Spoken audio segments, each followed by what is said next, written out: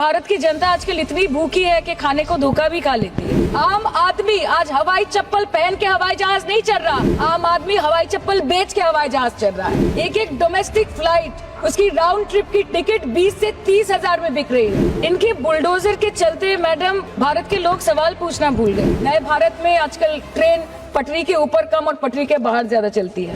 पहले आम आदमी पॉकेट में पैसा लेके बाजार जाता था और थैली भरकर सामान लाता था, लेकिन अमृत काल में आदमी थैली भरकर पैसा लेके जाता है और पॉकेट में आलू टमाटर प्याज लेके घर वापस आता है। ये बेटी बचाओ बेटी पढ़ाओ तो 10 साल पहले मोदी जी ने लॉन्च किया था, लेकिन उसके 80% पैसे सिर्फ पब्लिसिटी और मार्केटिंग और एडवर्टाइजमेंट में खर्च कर दिए। तो आपको अगर सब जगह से पैसा चाहिए तो मुझे ये बात समझ में नहीं आती कि लोग खुद के लिए आपको वोट देते हैं कि आपके फायदे के लिए वोट देते हैं। लोकसभा पे खर्च करके क्या फायदा मैडम, जब यहाँ पे विपक्ष को बोलने का अधिकार ही न हो। और आपके अमृत काल में The cost of medical treatment has been doubled in the last 5 years. Regularly लिए जाने वाले दवाइयों की कीमत 50% बढ़ गई। माननीय वित्त मंत्री ने पहले कहा था कि बहुत हो गई महंगाई की मार, अब की बार मोदी सरकार। और आज उनके विचार में inflation is an international problem, महंगाई एक अंतरराष्ट्रीय समस्या है। तो विश्व गुरु विश्व बंधु इस अंतरराष्ट्रीय समस्या का समाधान क्यों नहीं कर पा रहे? मैडम भारत में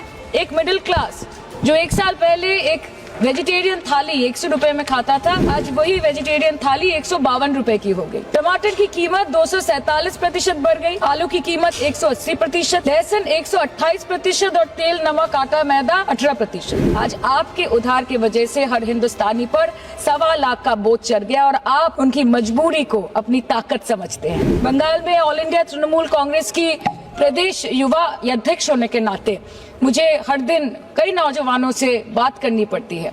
वो मुझे ये पूछते हैं कि मोदी जी ने हर साल 2 करोड़ नौकरी का वादा किया था, अर्थात 10 साल में 20 करोड़ नौकरी। उन नौकरियों का क्या हुआ, उन वादे का क्या हुआ? मैं बस उन्हें यही कह पाती हूँ कि पत्ते तो झड़ते हैं उठाता है कोई कोई, वादे तो सभी करते हैं निभाता है कोई कोई। प्रधानमंत्री जी बोलते हैं सबका साथ सबका विकास सबका विश्वास। अगर ऐसा ही है तो भारत के लोग आज देश छोड़ के क्यों जा रहे हैं? 2018 से लेके 2023 के बीच 6,70,000 भारतीय ने अपनी नागरिकता त्याग दी। सिर्फ 2022 में ये संख्या करीबन 2,25,000 की थी। मोदी जी कहते हैं कि वो सबके साथ है, मगर ये आंकड़े बोलते हैं जो सबका होता है वो किसी का नहीं होता।